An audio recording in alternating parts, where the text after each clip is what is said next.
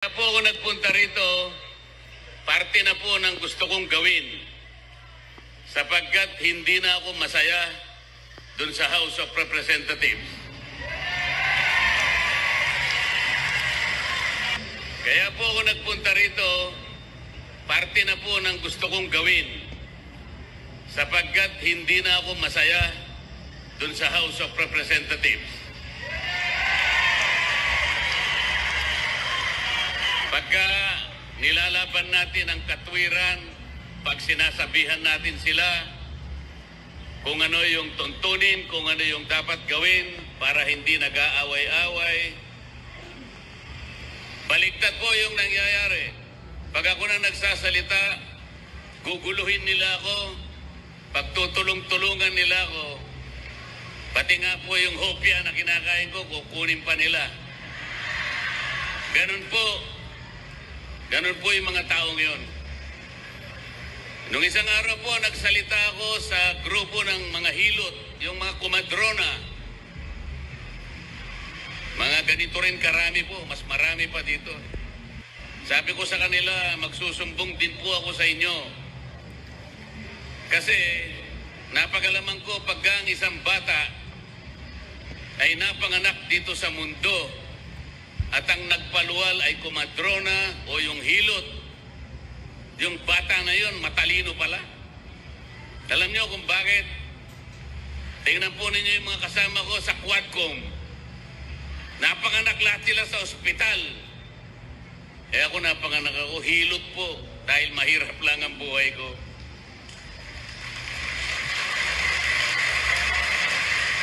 Napanganak sa ospital, tingnan nyo, pumurol ang mga ulog.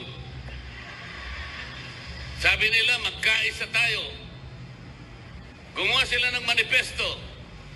Kailangan kanya magkaisa tayo sa katapatan at paninindigan para alagaan natin ang ating bansa. Paanong pagkakaisa yon? Paanong magkakaisa ang isang bansa kapag ka ini-impeach mo ang Vice President? Hypocrisy. Nagpapanggap. Nagbabalat kayo. Ano po yung nagpapanggap sa Bisaya para ma-emphasis? Ha? Nagpakaroon ingnon. Oh, yun.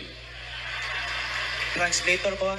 Sabi ko, pagtulungan natin, napakaraming problema ng bansa natin. Ang kuryente, napakataas ang kuryente sa bansang ito. 10 bills, power bills ang ipinail ko. Wala kahit isa ang dininig sa committee. Paano ba puro Quadcom na lang? Lahat ng panahon, lahat ng atensyon, binigay lahat sa Quadcom. Wala nang panahon para dinggin yung mga panukalang batas na makakabuti sa tao. Ano po ba ang layunin ng ating batas sa kuryente na ginawa 23 years ago?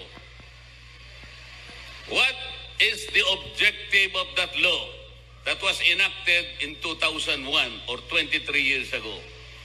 To ensure the delivery of quality and reliable and affordable rates of electricity in this country.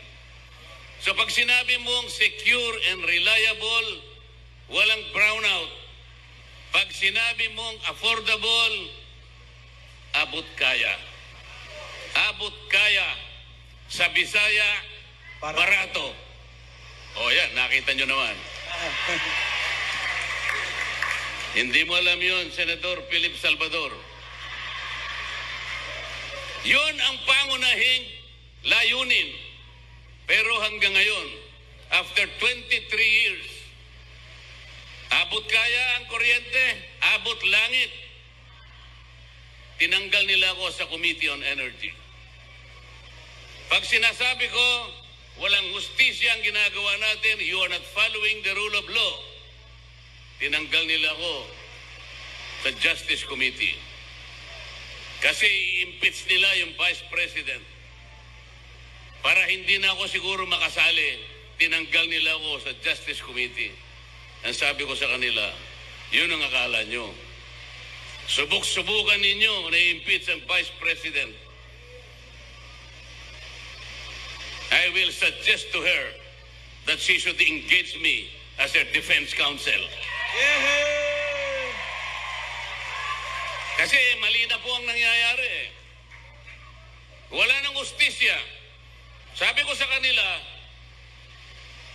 bakit ninyo sinusuri ang confidential funds ng Office of the Vice President? Why? If you are honest in trying to enact a particular law, kasi po, inquiry in aid of legislation. There are more than 400 offices and agencies of government, beneficiaries of confidential funds. They were also notified by the COA. Meron silang audit observation memo. Bakit yung opisina audit observation memo?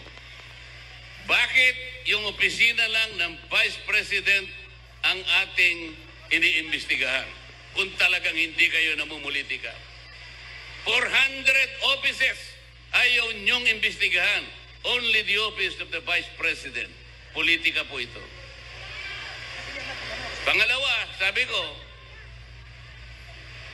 yung pag-audit, yung pag-examine ng mga papel, ng mga reports about public expenditures, ito po'y trabaho ng COA.